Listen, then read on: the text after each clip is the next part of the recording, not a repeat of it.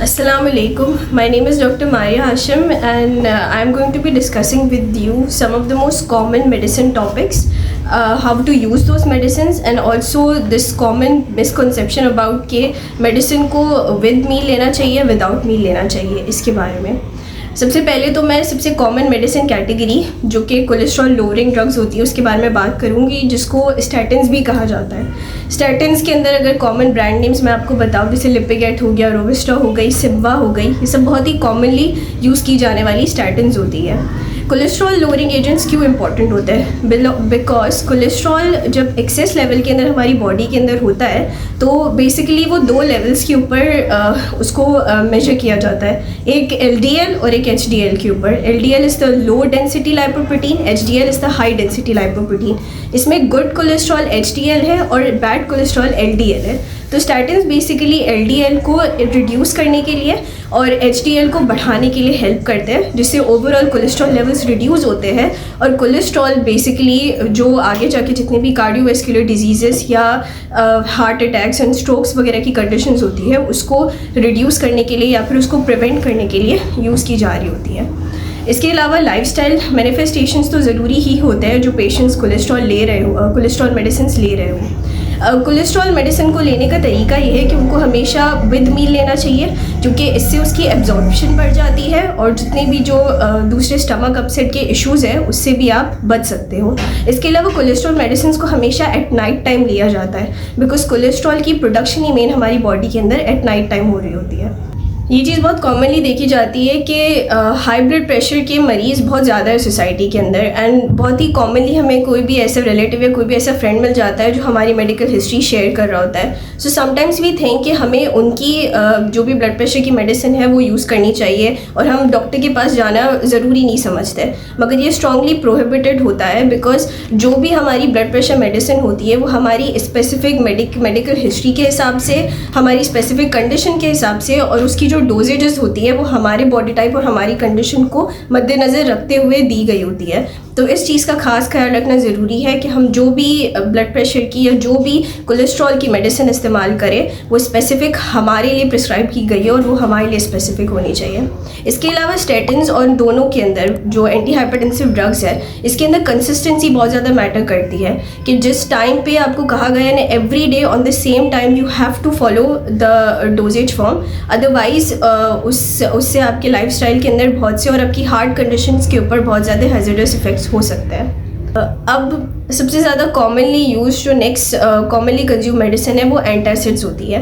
Antacids basically किसी भी underlying cause के लिए नहीं यूज़ की जा रही होती है। इसका मेन यूज़ जितने भी हार्ट बर्न या फिर गैस्ट्रोइसोफेजियल रिफ्लक्स डिजीजेस यानी GERD जिसको कहते हैं उसके अंदर यूज़ कर रहा होता है। बेसिकली ये टेम्प्रेरी पेन रिलीफ के लिए यूज़ की जा रही होती है एंटासिड्स। कॉमनली एंटासिड मार्केट के अंदर as tablet form and as suspension form में भी अवेलेबल होती है। सस्पेंशंस के अंदर जैसे एग्जांपल हो गई गैविस्कॉन की, डाइजेक्स MP की। इसके अलावा टैबलेट फॉर्म्स के अंदर हमारे पास प्रोटॉन पम्प इनहिबिटर्स के अंदर राइजेक आ जाता है, ईसो आ जाता है, नेक्सम आ जाता है, डेक्सटॉप आ जाती है। ये सब जितनी भी है ये एंटासिड्स के अंदर क्लासीफाई हो रही होती है। अब एंटासिड बेसिकली वर्क कैसे करता है? एंटासिड का काम ये है कि वो बेसिकली हमारी एक स्टमक के अंदर एक चैनल होता है जिस चैनल को वो इनहिबिट करके गैस्ट्रिक एसिड सिक्रीशन को रोकता है। गैस्ट्रिक एसिड सिक्रीशन जब रुकती है इन टर्म्स वो बेसिकली हमारे स्टमक एसिड को न्यूट्रलाइज करने में हेल्प करता है, जिसकी वजह से एसिडिटी में रिलीफ होता है। लेकिन इसी को मद्देनज़र रखते हुए अगर मैं कहूँ there is a misconception in a society जहाँ पे लोगों को लगता है कि वो अगर वो एसिडिटी के मसले से गुजर रहे हैं तो उनको डेली बेसिस पे एंटासिड्स यूज़ करनी चाहिए। ये बिल्कुल भी ठीक नहीं है, बिल्कुल भी हेल्दी नहीं है आपकी बॉडी टाइप के लिए, बिकॉज जब आप एंटासिड का कांस्टेंट इस्तेमाल करेंगे एवरीडे बेसिस के ऊपर तो वो आपकी स्टमक की एसिडिटी को कांस्टेंट लेवल पे न्यूट्रलाइज ही रखेगी। स्टमक एसिडिटी बहुत ज़्यादा इंपॉर्टेंट रोल प्ले करती है डाइजेशन के अंदर। वो हमारे फूड के थ्रू जितने भी हम जर्म्स या बैक्टीरियाज को कंज्यूम करते हैं उसको किल करती है और इन टर्म्स हमें बहुत से गैस्ट्रिक इन्फेक्शन से बचाती है। लेकिन जब आप कांस्टेंट कॉन्स्टेंटली अपने स्टमक की pH को न्यूट्रलाइज ही रखेंगे तो वो हमारी स्टमक को बहुत हद तक एक्सपोज कर देती है बहुत सारी गैस्ट्रिक इन्फेक्शन से, दूसरे इंटेस्टिनल इन्फेक्शन से। इसके अलावा बहुत सारी विटामिन डेफिशिएंसीज भी होती है, जैसे vitamin B12 deficiency, vitamin D, iron deficiencies, gas, bloating, इन सब प्रॉब्लम से गुजरना पड़ता है if you are constantly using antacid on a daily basis. So antacid का preferable use is prescribe for 1 to 2 days। अगर 1 to 2 days में आपको रिलीफ मिल जाता है then it is good, but if it persist for from 1 to 2 days then you should consult your gastroenterologist for further inquiries into what your problem is exactly। मैं एक सबसे commonly की जाने वाले क्वेश्चन को एड्रेस करूंगी जिसमें लोगों को अक्सर एक मिसकॉन्सेप्शन होता है कि फ़ीवर के कौन सी मेडिसिन फ़ीवर के लिए सूटेबल होती है और कौन सी पेन के लिए। तो वैसे देखा जाए तो फ़ीवर के अंदर most of the times paradol और पैरासीटामोल यूज़ की जा रही होती है, और इसके अलावा पैराडोल पैरासीटामोल के अलावा एक पूरी पेन किलर्स की क्लासिफिकेशन है जिसको एनसिड्स के अंदर क्लासीफाई किया जाता है, which are non steroidal anti inflammatory drugs. अब बेसिकली एनसिड्स को और पैरासीटामोल को अक्सर बेशतर सेम कहा जाता है, बट वैसे इनका एक तरीके से एक्शन सेम हो सकता है लेकिन इनका मैकेनिज्म बहुत डिफरेंट है, और इसके मज़ीद जो साइड इफ़ेक्ट्स वगैरह उसमें भी बहुत ज़्यादा डिफरेंस है दोनों के।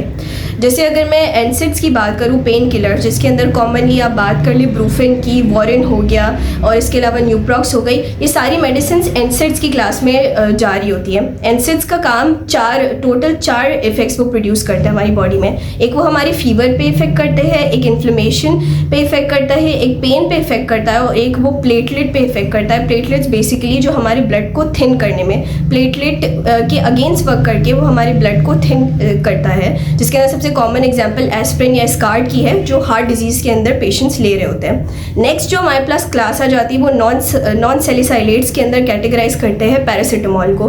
पैरासीटामोल का इफेक्ट फ़कत फीवर के ऊपर और फ़कत पेन के ऊपर होता है, बिल्कुल माइल्ड टू मॉडरेट पेन के अंदर वो यूज़ की जा रही होती है।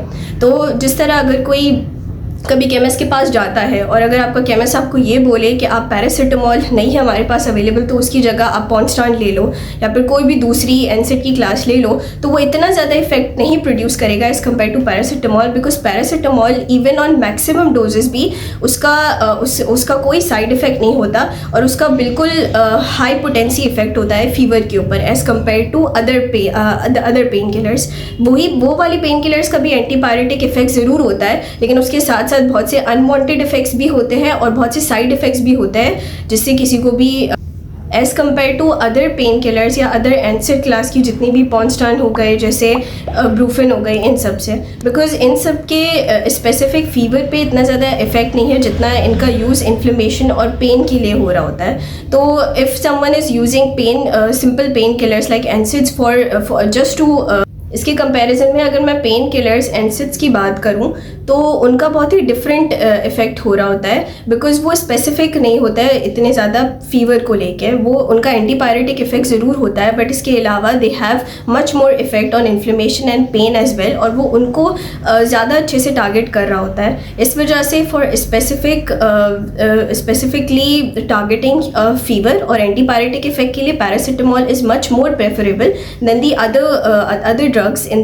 this class which are brufen or which are ponstan etc. इसके बाद हम नेक्स्ट टॉपिक पे जाते हैं विच इज़ के मेडिसिन को क्यों विद मील या विदाउट मील के लिए गाइड किया जा रहा होता है। तो सबसे पहले तो किसी भी पेशेंट को जो भी उसकी मेडिसिन ले रहा होता है उस पेशेंट का मकसद ये है कि वो मेडिसिन को इतने इफेक्टिवली यूज़ करे ताकि उसका प्रॉपर उसको रिज़ल्ट मिल सके। तो प्रॉपर रिज़ल्ट के लिए बहुत ज़्यादा इंपॉर्टेंट है कि जो भी स्पेसिफिक मेडिसिन हम ले रहे हैं उस मेडिसिन को हम किस वक्त ले रहे हैं। किस वक्त लेने के लिए भी बहुत सारी स्पेसिफिकेशंस है कि कुछ मेडिसिन होती है जो मॉर्निंग में ली जाती है, कुछ नाइट में, कुछ विद मील और कुछ विदाउट मील ली जा रही होती है। इट ऑल डिपेंड्स अपॉन कि आपकी मेडिसिन की कंपोजिशन कैसी है। सबसे पहले अगर मैं बात करूं कि विद मील क्यों किसी भी मेडिसिन को प्रिस्क्राइब किया जाता है।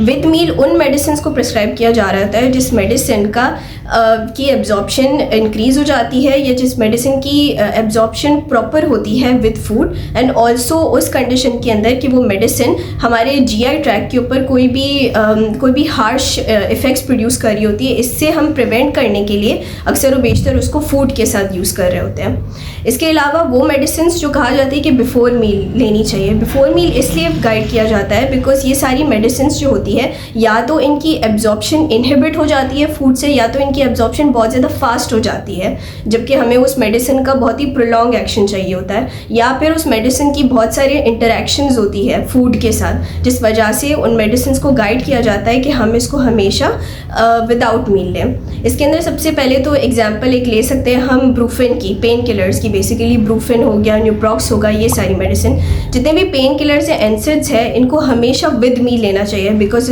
इनका हार्मफुल इफेक्ट होता है हमारे स्टमक के ऊपर। इसके अलावा कोलेस्ट्रॉल के बारे में जैसे मैंने आपको बताया कि कोलेस्ट्रॉल को हमेशा विद मील लेना चाहिए बिकॉज इसकी एब्जॉर्प्शन बढ़ जाती है विद मील। इसके अलावा इसको नाइट टाइम में लेना चाहिए बिकॉज नाइट टाइम में हमारी बॉडी के अंदर कोलेस्ट्रॉल की प्रोडक्शन सबसे ज़्यादा पीक पे होती है।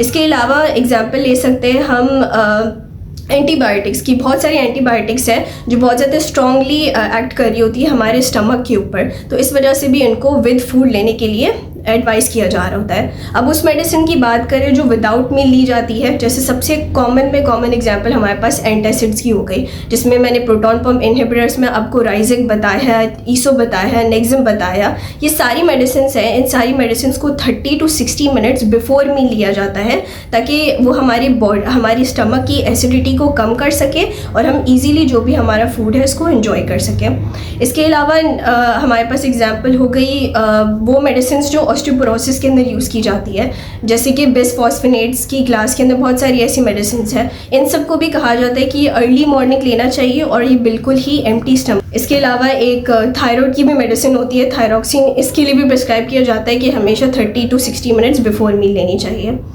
मुझे उम्मीद है कि आपको इस टॉपिक से बहुत कुछ सीखने को मिला होगा and also you will implement this in your day to day lifestyle. Subscribe this channel and leave any queries if you have in the comment section below. Thank you.